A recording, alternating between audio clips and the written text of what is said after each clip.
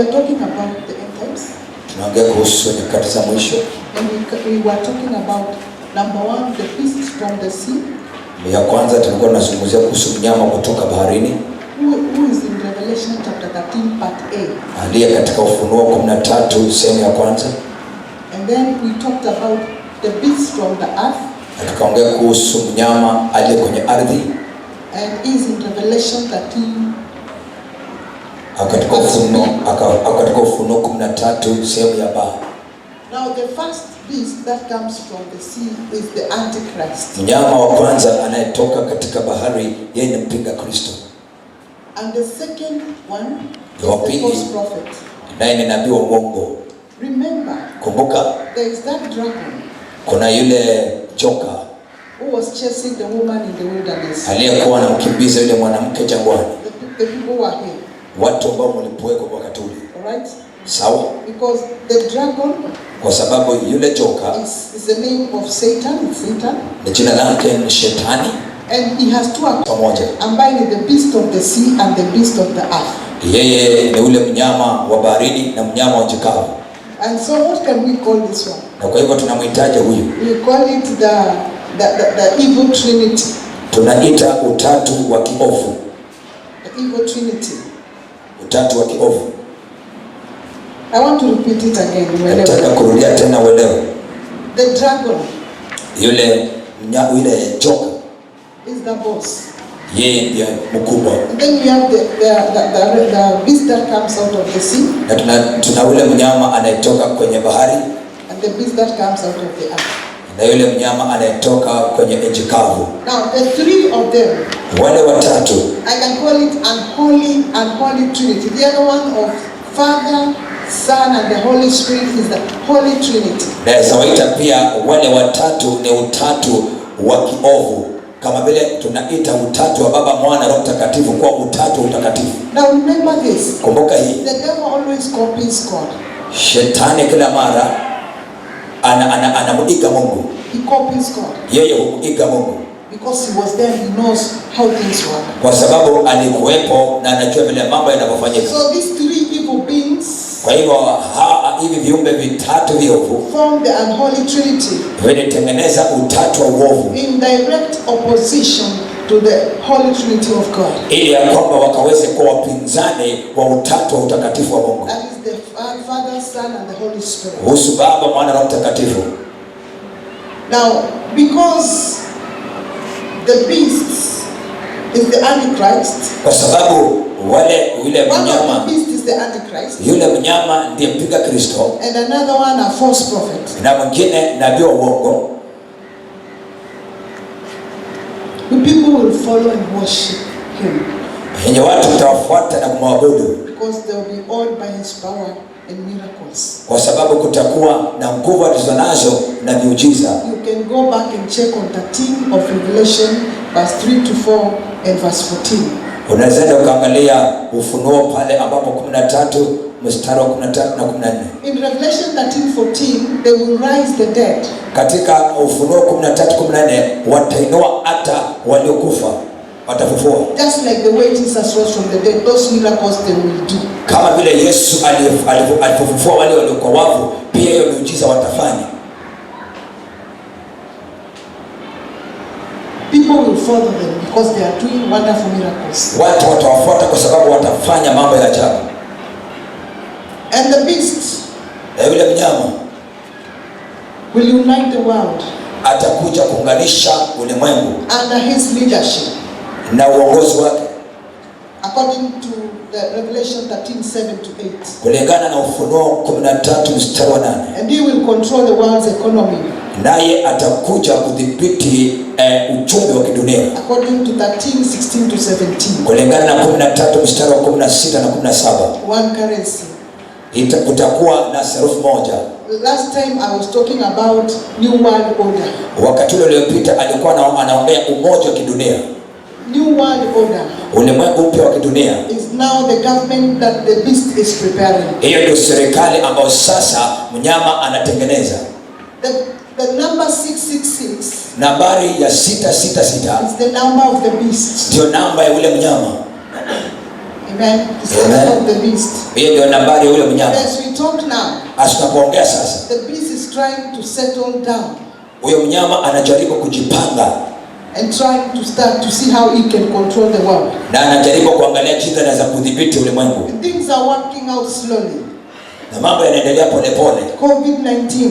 Mambo ya COVID-19 showed the world that is a very small place. Anaonyesha watu ya kwamba dunia ni mahali padogo sana. And now vaccines are being prepared. Na chanjo zinaandaliwa pia. And these vaccines, I say they are not normal vaccines. Na hizi chanjo nikasema si chanjo za kawaida. There are things which will be put in your blood. Kuna vitu na mambo yatawekwa kwenye damu za watu. So that you are not going to oppose what this beast is saying. Ili ya kwamba hautapinga kile mnyama atakuwa amesema. So before any sindano comes to you. Kwa hivyo kabla ya shindano yote kujia, think twice. Fikiria mara mbili. Because the sindanos are coming. Kwa sababu shindano zinakuja. Yesterday I saw Egypt. Jana aliona Misri. And they are saying they are trials, they are making trials. Na wanasema wanajaribia hiyo chanjo. They call it trials. Wanaita majaribio. Because they know the church is against it. Kwa sababu wanajua kanisa liko kinyume na hiyo. Now people are impressed by power. Watu wamependezwa na mamlaka. And they will follow them. Watawafuata. Because people want power. Watu wanataka nguvu.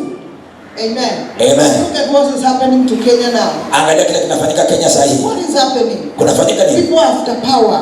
Watu wanataka kuwa na zile nguvu. And when you display power, na unapodhihirisha zile nguvu, that you have power, ya kwamba una nguvu, people will follow you. Watu watakufuata. You have a very big following. Utakuwa na umati mkubwa wa watu. But those who follow the beast, lakini wale wanaofuata mnyama, will only be fooling themselves. Watakuwa wanajidanganya. Because he will use his power.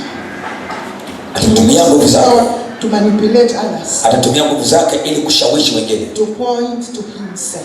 Ili ajiletee mwenyewe. And to promote and to love and to build up. Na kuinua na kupenda na kujenga. Amen. Amen. The other day I was talking about the Roman Catholic Church. Wale wakati mwingine alikuwa anaongea kuhusu kanisa la Roma. Because this is where the problem is coming from. Kwa sababu hapa ndio shida inatokea. And it's a long history. Na historia kubwa sana. In the Bible. Iko katika Biblia. The wounded beast. Yule mnyama alitiwa majeraha.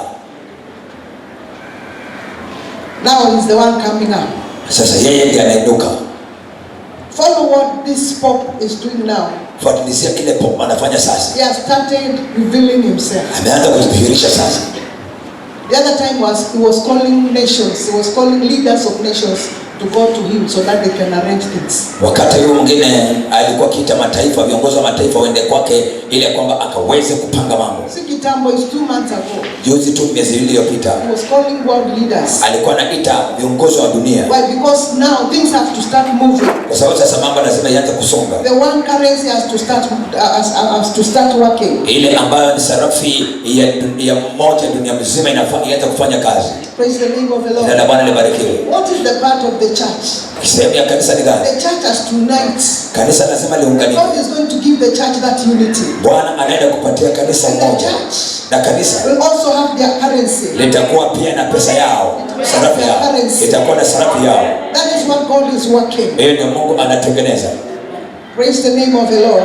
Amen.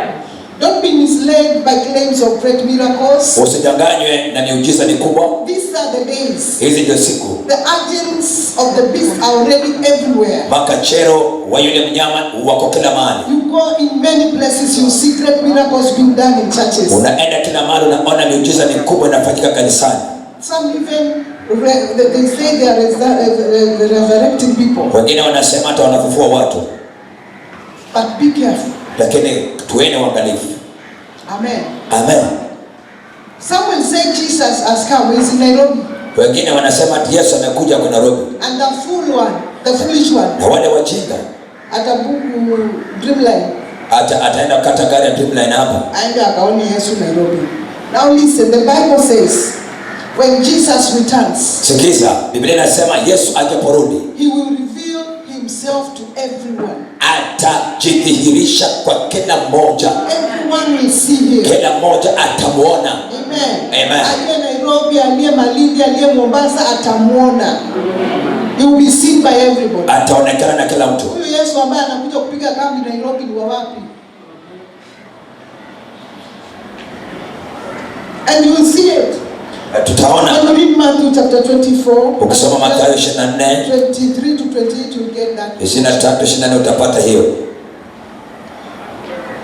Now somebody is asking, Sasa mtu anauliza, this beast, huyu mnyama, why can God do something? Je, Mungu mbona asifanye kitu? Si alitoa Elijah uje uchome hii kitu. Si ndio? Kwani Mungu anachanga mambo mengine haya? The power given to the beast, zile nguvu ambazo zimepeanwa kwa mnyama, will be limited by God.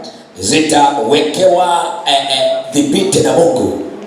He will allow the beast, ataruhusu ya mnyama to exercise authority, aweze kutekeleza mamlaka only for a short while. kwa muda mchache tu. Only kwa muda mchache tu. The other day I was wondering about this God. Wakati ule mwingine alikuwa anashangaa na Mungu. COVID-19 was prepared by the enemy. COVID-19 ilitengenezwa na adui. In a lab. In a laboratory. Kwenye mahabara. And God allowed it. Na Mungu akaruhusu.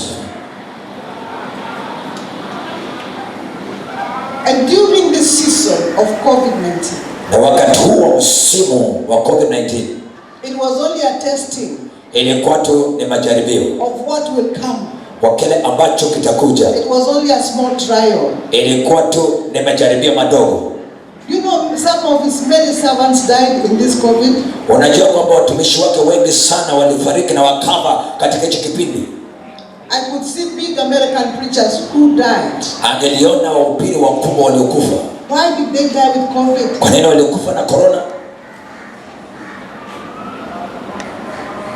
Now look at the church today. Angalia kanisa leo. Because of COVID. Kwa sababu ya COVID, corona. Some are, you know, the devil has planted fear in them. Wengine shetani amepanda uoga ndani yao. People are operating under fear. Watu wanafanya chini ya uoga. Some even do not want to go to church. Wengine hata wataki kwenda kanisani. Because the enemy has already stolen their minds. Kwa sababu tayari shetani ameiba nia zao. That they are going to get that sickness in church. Ya kwamba wakienda kanisani watapata hayo magonjwa. Wameishi maisha ya, you know, loneliness. Wameishi maisha ya upweke. Why? Because they fear. Kwa nini? Kwa sababu wanaogopa. When the church does not stand for fear, ili hali kanisa lisimamie uoga. Our God, Mungu wetu, does not allow fear. Yeye haruhusu uoga. The ones who are going to remain, wale watakaobaki, are the ones who are strong. ni wale ambao wana nguvu. And they do nothing, they have nothing called fear in them. Hawana kitu kinaitwa uoga ndani yao. If your time has come for you to go with corona, wakati wako ukifika kwenda na corona, well and good. Sawa. The other day I said death is not a punishment. Wakati ule mwingine alisema kifo si adhabu. Death is a promotion. Kifo ni kuinuliwa. If you die in the Lord, ukifa ndani ya Bwana, you are being promoted. Wewe unainuliwa. Amen. Praise the name of the Lord. Jina la Bwana libarikiwe. And you know I say what? Unajua nasema nini? Sometimes I say it's better to die even before Jesus comes. Wakati mwingine wanasema na ni vyema kufa kabla Yesu kurudi. Because what I see and what I've seen in the spirit, kwa sababu kila anaona na kila ameona kwenye roho, those times will be very tough. Hizo siku zitakuwa ngumu zaidi. Very tough. Ngumu zaidi. Amen. Amen. Even while the beast has power, hata wakati hata kama ule mnyama ana nguvu, God will still be in control. Mungu bado atakuwa katika udhibiti. You can read Revelation 11:15, Pastor, if you are there. Unaweza soma Ufunuo 11:15. I want to show you that God will still be under control. Nataka nikuonyesha kwamba Mungu bado atakuwa ako hatamu. Revelation 11:15. Ufunuo 11:15.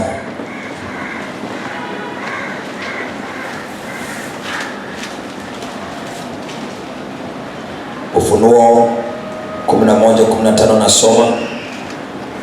Malaika wa saba akapiga baragumu, pakawa na sauti kuu katika mbingu zikisema, ufalme wa dunia umekwisha kuwa ufalme wa Bwana wetu na wa Kristo wake, naye atamiliki hata milele na milele. Amen. Amen. Look at 12. Angalia mstari wa 12. Jump hapo 12, 10 to 12. 10 hadi 12. Nao wakao juu ya nchi watafurahi juu yao na kushangilia. nao watapelekeana zawadi wao kwa wao, kwa kuwa manabii hao wawili waliwatesa wao wakao juu ya nchi. Na baada ya siku hizo 3 unusu, roho ya uhai itokayo kwa Mungu ikawaingia, wakasimama juu ya miguu yao, na hofu kuu ikawaangukia watu waliowatazama. Amen. Amen. Umesoma kutoka 10? Yes. Let me read in English. Then I heard a loud voice in heaven saying, now have come the salvation and the power and the kingdom of our God and the authority of his Christ. For the accuser of our brothers, who is the accuser? The accuser of our brothers, who accuses them before our God day and night, has been hurled down. They overcame him. Now 11. They overcame him by the blood of the Lamb and by the word of their testimony. They did not love their lives so much as to shrink from them. Therefore rejoice, you heavens, and you who dwell in them, but hold to the earth and the sea, because the devil has come down to you. He's filled with fury because he knows that his time is short. Now, how are we going to win this battle? Tutashindaje vita? Because of the blood of the Lamb. Kwa sababu ya damu ya mwana kondoo. Hiyo ni 12:11. Yeah. 12:11. Thank you. The blood of the Lamb. Now the beast will conquer God's people and rule over them, but yule mnyama atawapiga watu wa Mungu na kuwashinda, lakini he will not be able to harm them spiritually. hataweza kuwadhuru kiroho. Amen. Hiyo ni kali. Let me repeat that one, and I want you to don't say amen quickly. The beast will conquer God's people. Yule mnyama atawashinda watu wa Mungu. But hiyo ni 13:7. That is 13:7. Hiyo ni 13:7. But he will not be able to harm them spiritually. Tena akapewa kufanya vita na watakatifu, kuwashinda. Apewa uwezo juu ya kila kabila na jamaa ya lugha na taifa. Verse 7. He will establish worldwide dominance and demand that everyone worship him. That is verse. Translate. He will establish worldwide dominance and dominate. Yeye atathibitika na kutawala dunia. And will demand. Na ataitisha that everyone worship him. Ya kwamba kila mmoja anayemwabudu. And many will worship him. Na wengi watamwabudu. Except ila tu the true believers. Wale waaminifu wa kweli. Except the true believers. Ila tu waamini wa kweli. Now refusal to worship the beast will result in temporary suffering. Sasa kukataa kuabudu yule mnyama kutakuwa na mateso ya muda. For God's people. Kwa ajili ya watu wa Mungu. But they will be rewarded with eternal life in the end. Lakini watapewa thawabu ya uzima wa milele. Now listen to me carefully. Nisikize vizuri. You die now. Unakufa sasa in Christ. Katika Kristo. Well and good. Sawa. But during this time. Lakini kwa wakati when the end is at the end. Wakati mwisho kufikia mwisho. Now all these things I'm saying that people will be suffering and they will not harmed spiritually. Na haya mambo ambayo naongea kwamba watu watateseka na watadhurika kiroho. That will be after the rapture. Hiyo itakuwa baada ya unyakuzi. After the rapture. Baada ya unyakuzi. There will be a lot of persecution. Kutakuwa na mateso mengi sana. And I was saying the other time. Ndio maana nilikuwa nasema katule mwingine. That you had better be ready because we are in the end times now. You don't know what will happen in 10 years to come. Years to come. Na afadhali uwe tayari kwa sababu hatujui nini itatokea kwa miaka 10 ijayo. Things are working very fast and the beast has taken over. Mambo yanaenda haraka haraka sana, mnyama ameanza kuchukua hatamu. And the one who is not going to stand firm in the Lord, na yule ambaye hatasimama vyema katika Bwana, the one who is not going to be led by the Spirit of God, yule ambaye hataongozwa na Roho Mtakatifu, you will find yourself in a situation where you will remember this meeting. utajikuta katika hali ambayo kuna uwezekano ukakumbuka mkutano huu And say, I wish I knew what that prophet was saying. na useme ningelijua kile yule nabii alikuwa anasema. Things will be bad Mambo yatakuwa mabaya when the rapture takes place. wakati unyakuzi And ukija, the rapture will take place anytime. na unyakuzi utafanyika wakati wote. That is why I was pushed to preach this gospel. Ndio maana akasukuma ubiri injili hii, End times gospel. injili ya nyakati za mwisho. Persecution is coming for the church. Mateso yanakujia kanisa, And the Lord is taking up his church. na Bwana analinua kanisa You lake. had better live right with God and God. Afadhali uishi vizuri na Mungu, Because when you wake up in the morning and find that some of the people of the church have disappeared, mwana ukiamka asubuhi na kuja ukute kwamba kuna watu fulani wa kanisani washanyakuliwa, and you knew the truth, na ulijua ukweli, you were playing around with the truth, ulikuwa unachezea ukweli, you will wake up from that sleep tutaamka na kuamka kwenye usingizi. and know this one, Najua hii that the Holy Spirit atakuwa ameondoka na neema hii unachezea, hii unafanya dhambi unarudi, ni neema, inaitwa neema. It will have been taken. itakuwa imeondolewa, And what will remain with you? kile kitabaki na wewe It is the sword. ni mpanga. You will have to listen to the beast, Itabidi umsikize mnyama, and the beast will tell you what to do. na mnyama atakwambia itakufanya. And remember, the Nakumbuka Bible is saying he will harm them, Biblia inasema kwamba atawadhuru, but not spiritually. lakini sikio, Which means you are going to buy your own salvation inamaanisha utaununua wokovu wako by mwenyewe being persecuted to death. kwa mateso hadi kufa. Let me ask you, brethren. Wacha nikuulize It mpendwa, costed the Father in heaven to come and bring his son here. ilimgharimu Baba Mungu mbinguni kumleta mwanawe hapa. It took him. It was painful to see his son being hanged on a tree. Ilimgharimu na ilikuwa uchungu sana kuona mwanawe akiandikwa msalabani, And they persecuted him. na wakamtesa, wakamsulubisha And he died. na akafa. What about you? Je, After he has given you all this love, baada ya kutupatia upendo wote, after he has given you all this time, baada ya kutupatia muda wote, after he has given you a God, you know, that his Holy Spirit baada ya kutupatia Roho Mtakatifu as a deposit, kama mhakikishio, there's nothing you are going to say. hakuna kitu utasema. You bring your neck, Unaleta shingo lako, goes down, naenda chini. and now I'll show you when I'll be teaching about the judgments, Nitakuonyesha nitakapokuwa na ubiri kuhusu hukumu, where these people pale ambapo whose heads have been cut, hao ambao vichwa vyao where they will vimekatwa appear in heaven. wataonekana wapi mbinguni. I'll teach you that one. Nitakufundisha hiyo. This is a serious matter. Hii ni jambo la kumaanisha. Sleep every morning knowing that every day knowing that anything can happen now. Lala kila siku hata asubuhi, ukiamka ujue lolote laweza kutendeka. Make sure that you are living right with God. Hakikisha unaishi sawa na Mungu. Living right with God. Kuishi sawa na Mungu. Achana na watu.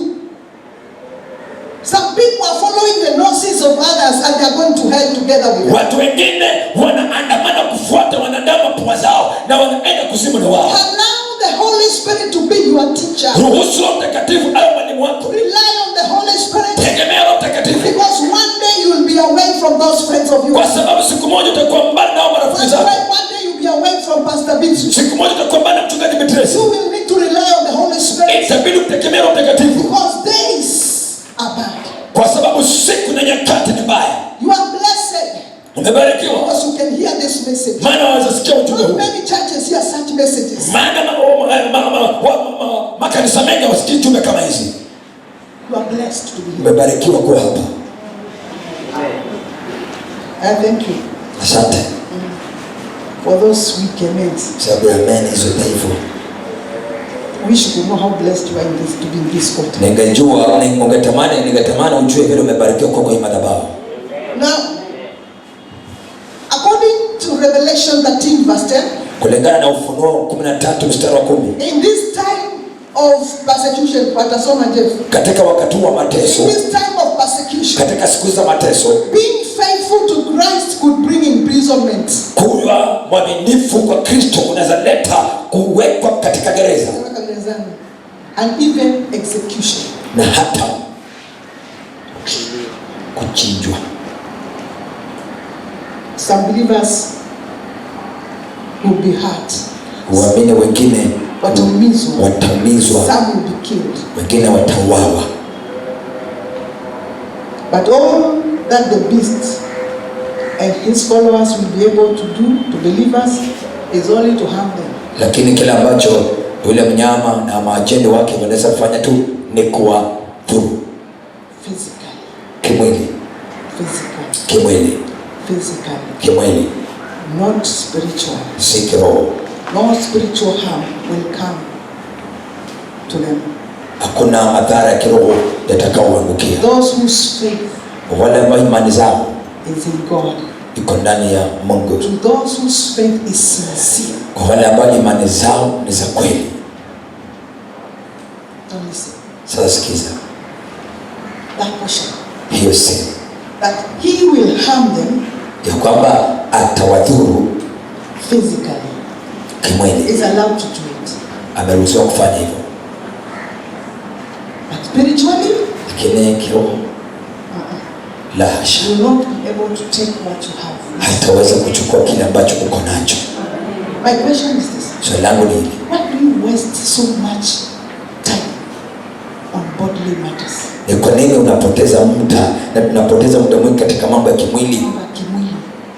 Kwa maana ukiona Mungu anasema you can do the body whatever you want to do, it means the body is useless to you. Mwili hauna maana kwake. What is important to God is the spiritual part. Kilicho muhimu kwake sana ni sehemu ya kiroho, And the devil knows. na shetani anajua. That's why he has made your body so heavy Ndio maana amefanya mwili and wako so kuwa mzito demanding, na wenye mahitaji mengi, so that the spirit will not be in the position that is supposed to be. ili ya kwamba roho isiyo kwa nafasi inayopaswa kuwa.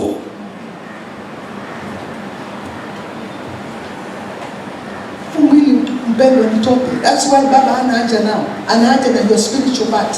Anasema muue. Anamwambia Shetani muue. Muue. Lakini usiguse nafsi.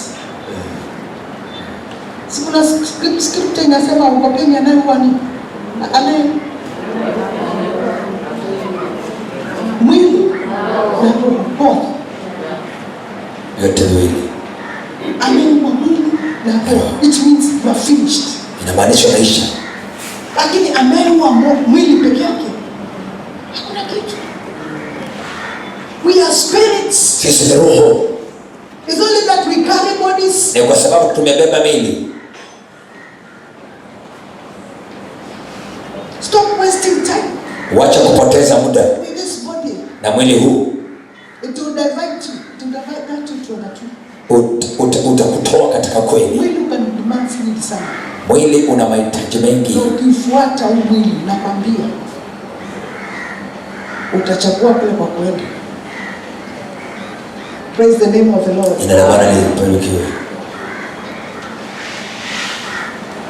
The times of great persecution Siku za mateso makuu that John the Revelator saw ile ambacho Yohana aliona, Yohana ufunuo aliona, will provide an opportunity for believers to exercise patience, utafanya na kuleta nafasi ya waumini kuweza kukuwa na uvumilivu, endurance, and faithfulness. kushinda na uaminifu. Now the tough times that are coming, Nyakati ambazo ni ngumu zinazokuja, we are starting to face them right now. tunaanza kukabiliana nazo kwa muda huu.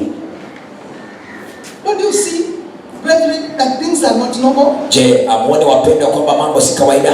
When did you hear, since you were born, that schools, one full year people do not go to school? Mmeshawahi sikia wapi ya kwamba mwaka mzima watoto wajaenda shuleni? Things are not normal. Mambo si ya kawaida.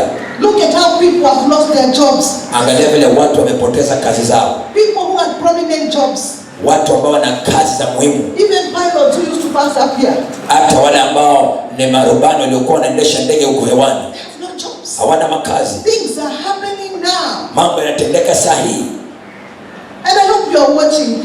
watch what's happening in the world now. Na natumaini kwamba mnaangalia na mnatazama kile kinafanyika duniani sasa. Yesterday I saw a hurricane ambayo imebeba sijui wapi. Jana ameona kimbunga ambao kimebeba watu. And I saw a fire. Na akaona moto that has burned. Ambao umeteketeza.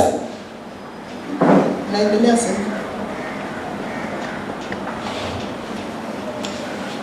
Now don't fall into Satan's trap. Sasa usiangukie kwenye mtego wa shetani. And turn away from God. Na utoke kwa Mungu. When hard times come, because they are coming. Wakati siku ngumu zinapokuja, maana zinakuja. Zinakuja. Bia jirani yako, wewe siku ngumu zaja.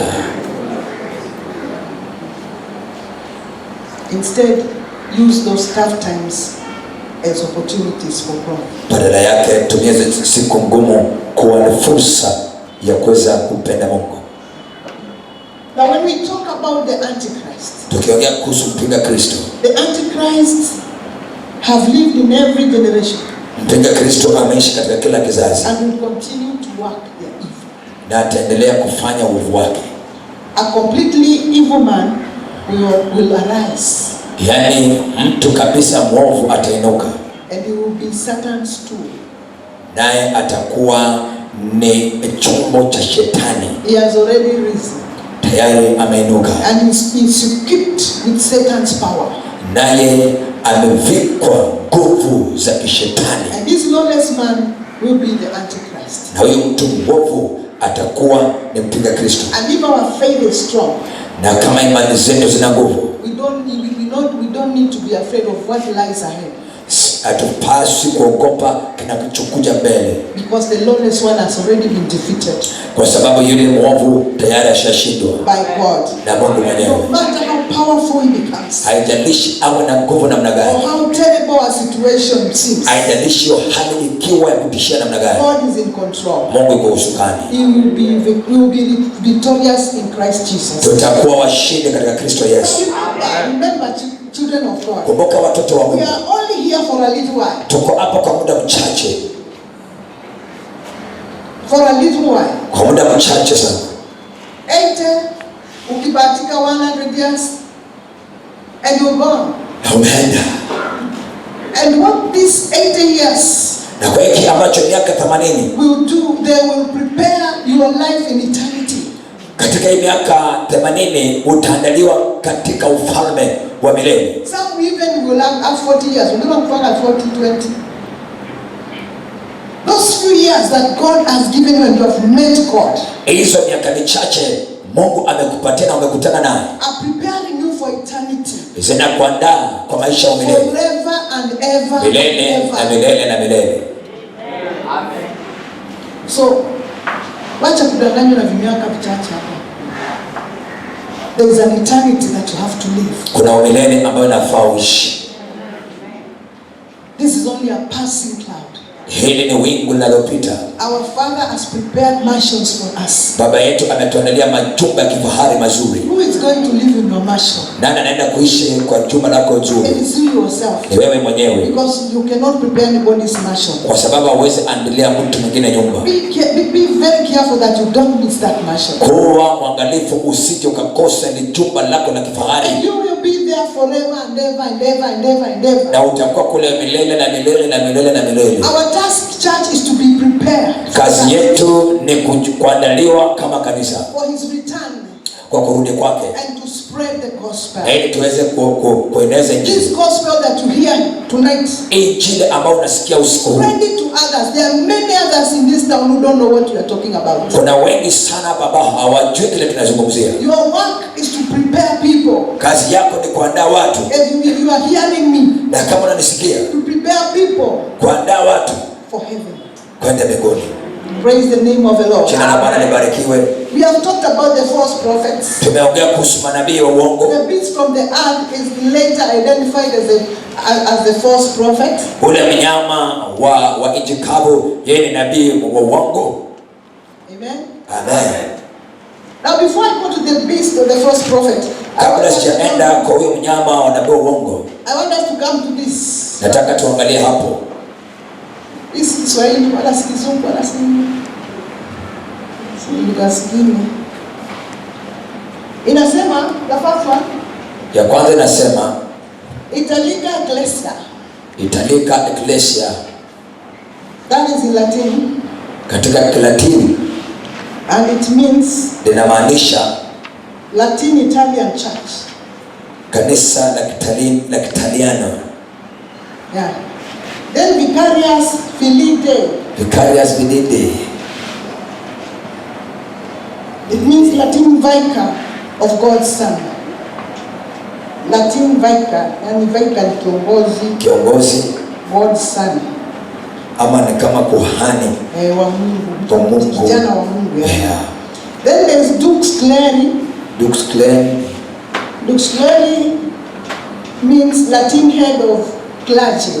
Inamaanisha mkuu ambaye ni kichwa cha uongozi. And then we have Helatin Basileia. Helatin Basileia, which means Greek Latin kingdom. Inamaanisha ufalme mkuu wa Kilatini. And the last one we have is Latinos. Na mwisho Latinos. Yeah, which means Greek Latin speaking and so on. Inamaanisha lugha yao wanaotumia kuongea. Now, the other time when I was talking about the papacy. Wakati ule mwingine nilipokuwa naongea kuhusu makusudio. Papacy ni upope. About the Catholic Church. Kuhusu kanisa la Katoliki. I was telling you that there are things that are written in that church that all these numbers ukiziangalia katika Kiroman, they all add up to 6666 zote. Yote hayo maandishi yanamaanisha 666. If you want to make unataka zaidi, kama uko na simu, angalia katika mtandao. Hizi vitu saizi havifichwi, viko wazi katika mtandao. You'll see the numbers. Utaona hizo nambari. And you'll calculate them, they all add to 6666. So this, na ukipiga mahesabu yote inakuja 666. So this false prophet has been with us for years. Kwa hivyo huyu nabii wa uongo amekuwa nasi kwa miaka mingi. And he has been hiding his clothes. Na alikuwa akificha makucha yake. But now he's starting to remove his clothes. Lakini sasa hii anayatoa makucha yake. Catholic Church is a very secretive church. Kanisa la Katoliki ni kanisa lenye siri sana. Siri nyingi sana. Siri tena deep. But the believers, lakini waamini, know very little about it. Wanajua machache sana kuhusu. But down there, lakini kule chini, there is a lot of rot. Kuna uchafu usio mwingi. So these are the ones I was supposed to give you the other day. I didn't carry them. Hiyo nilifanya kupatia stress hapo amebeba. Na saa hii ukienda katika mtandao, neno angalia kuhusu Pope, you'll get more information. Utapata habari zaidi. Hakuna kufichwa, inafichwa, unaonyeshwa kila kitu hapo. This is the false prophet. Kwa hiyo tunabii wa uongo. Na huyu ndiye anakuja kutawala, kuchukua katia dunia. Tayari yeye ako na nation yake inaitwa Vatican. Na taifa lake linaloitwa Vatican. Watch out. Tazama kwa makini. The other day I was saying, if you have friends in the Catholic Church, relatives, start praying them out. Nilikwambia kwamba kama una marafiki katika Katoliki, watu wa familia, anza kuomba watoke. Now the beast from the earth is later identified as the false prophet, that I say. Sasa nimesema kwamba ule mnyama wa nchi kavu yeye anajulikana kuwa ni nabii wa uongo. He seems to do good. Anaonekana kufanya mazuri. But the purpose of his miracles and his donations are deceptive. Lakini makusudio na malengo yake ni ya uongo. Ya udanganyifu. You see him donating things. Unaona akitoa msaada. People who have really suffered in this world are people called orphans and widows. Watu ambao wameteseka sana hapa duniani ni watu wanaitwa wajane na mayatima. These awkward and deadly donations are given to them so that they can get, so that this hizi msaada zenye zimeozeana za mibaya zinatolewa kwao. So that Dracula will get enough blood to supply in hell. Ili Dracula apate damu ya kuweza kupeana kule kuzimu. They do good. Wanafanya vizuri. na Waafrika wanapenda vitu vya mwili. That's why wazungu watu wanamwagikia wapi? Afrika. Wanakuja they make very many children homes. Wanatengeneza sehemu nyingi sana za mayatima. There's a children home here that we tried to touch. You remember, Jenny? Yeah. It was bad news. Ilikuwa ni habari mbaya. Na ukienda pale, wale watoto ukiangalia they are well kept. Wamewekwa vizuri. But what is happening in that place? Lakini kinachotendeka hapo ndani, the way the workers are dying, vile wafanyikazi wanakufa, the way the children are dying, vile watoto wanakufa. And one of the workers became sick. Mmoja wa hao wafanyikazi wakawa wagonjwa. In fact, he was a driver. Yeye alikuwa ni dereva. And he said, I'm not going to die. Na akasema siende kufa. I want to know the truth of this thing. Nataka nijue ukweli wa mambo haya. And he came here. Akaja hapa. Children homes. Makazi ya watoto.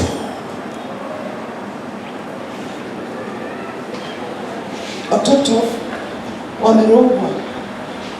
Some children are sick. Watoto wengine ni wagonjwa. Usiku wanatembelewa na watu, wanatolewa damu. Vitoto vinasema. Vitoto vinasema. Na tulipoingilia sana ule driver akafutwa. Kwa sababu ni kama anataka kuexpose their siri. Nataka kutoa siri zao. Not only children homes, even in our primary schools. Si katika tu makazi ya watoto, pia katika shule zetu za umoja. How did we plant the Roka Church? Tulipandaje kanisa la Roka? You are with me, Pastor. Tulikuwa pamoja. Children were falling, children were possessed. Assembly, hakuna assembly, ni makelele, watoto wamepagawa. Wanakimbia. Watumishi wa Mungu wakaja hapo kuomba na kuomba na kuomba. Hakuna kitu kinafanyika. But when we reached their KGC, tulipofika pale KGC, the school came back to normalcy. Shule ikarudi katika utulivu. Kwa sababu wale walikuwa wanawapatia msaada ni Waitaliano. Ni Waitaliano ama Wajerumani?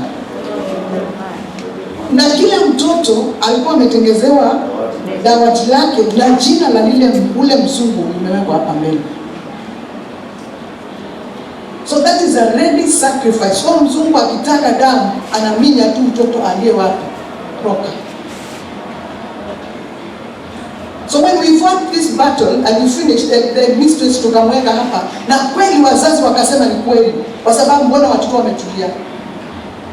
Wacha mistress apigwe vita. Wale wazungu wakaenda nyuma tena, wakaenda wakaadaa, wakawatia wazazi wengine pesa. Wakawaambia hao mapasta wamekuja hapo wanafanya msipate usaidizi kutoka kwetu. Mwafrika na usaidizi, they can even sell their own children. Wanaweza hata uza watoto wao wenyewe. They kicked off that headmistress. Wakamwondoa huyo mwalimu mkuu. And the wazungus came in again. Na wazungu hapo wakaja tena. That is the trend. Hiyo ndio mtindo. Watu wanalipuka mashule. Ni donations. Misaada. Ambazo ziko attached na Dracula. Zimeshikamana na Dracula. Remember who Dracula is? Yes. Yes, attached to Dracula. Wameunganika na Dracula. Anavuta damu tu. Very, very, very bright children run mad. Watoto ambao wana akili nzuri sana ya kushika, lakini wanakuwa wazimu.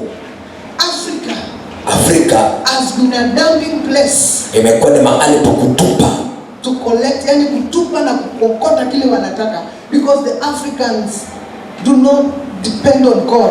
When they see a white ngozi, they think it's a small God who is around. Kwa sababu Waafrika hawataka kumtegemea Mungu, wanapoona ngozi nyeupe wanageuka na kutaka msaada kutoka kwao.